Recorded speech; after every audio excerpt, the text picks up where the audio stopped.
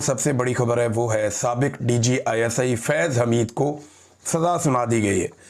जो सज़ा सुनाई गई है उसमें 4 चीज़ों का तज़किरा किया गया है कि ये वो 4 चीज़ें हैं जिसकी बुनियाद पे फैज़ हमीद साहब को सज़ा सुनाई जा रही है।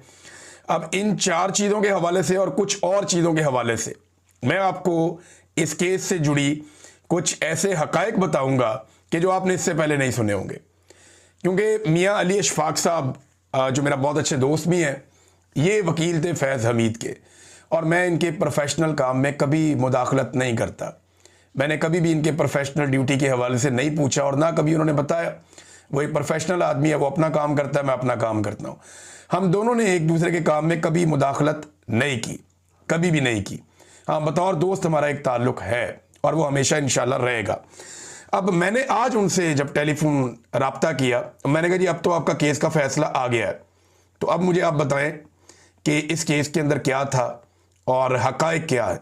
तो उन्होंने मुझे कुछ ऐसे हक़ाइक़ बताए जो मैं आपके सामने अभी रखने वाला हूं थोड़ी देर में।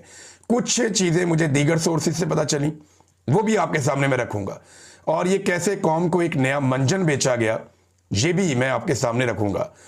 एक तो नाज़रीन आप ये याद रखिएगा कि जनरल फैज़ हमीद के ऊपर 4 किस्म के इल्ज़ामात हैं जिसकी बुनियाद के ऊपर जनरल फैज़ के खिलाफ ये फैसला सुनाया गया है। इस पर ख्वाजा आसिफ का ट्वीट है, इंफॉर्मेशन मिनिस्टर जो है उसका ट्वीट है, दीगर बहुत सारे लोग इसके ऊपर ट्वीट कर रहे हैं।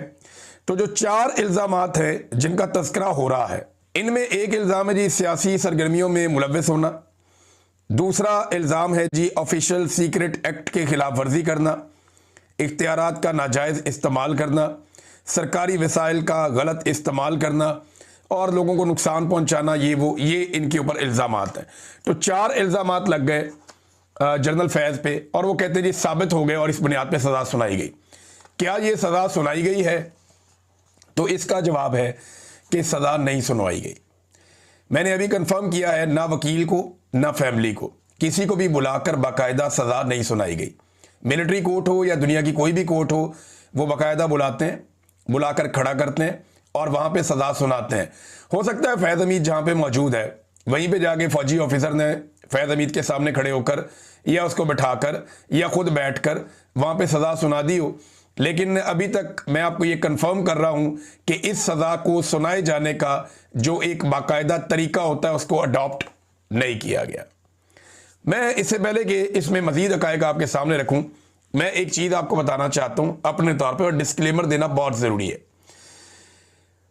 मेरे पे जब मुझे आईएसआई ने अगवा किया ना, तो उन्होंने कहा जी तुम फैज़ हमीद से मुलाकात करते रहो। मैंने कहा जी सारी ज़िंदगी में इस आदमी को मिला ही